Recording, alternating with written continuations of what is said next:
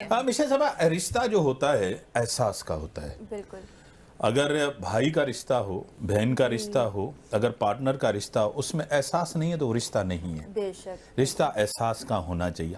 آج کے دور میں ٹھیک ہے آپ چیزیں، میں تو ہمیشہ فون کو کہتا ہوں this is not a luxury, this is a stationery.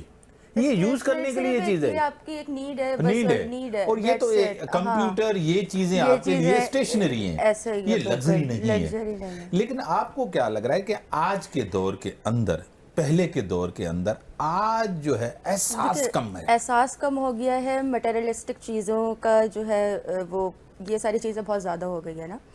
اور میرا جہاں تک ماننا یہ ہے کہ رشتہ جو ہے وہ احساس کی بنیاد پہ ہوتا ہے. محبت سے رشتے چلتے ہیں, چیزوں عزت سے چلتے ہیں. عزت از دا مین اینڈ فرسٹ تھنگ نا ان اینی ریلیشن. سو میری یہی تھنکنگ ہے کہ ان چیزوں کو زیادہ ہمیں اہمیت دینی. ہاں, کیئر آلسو.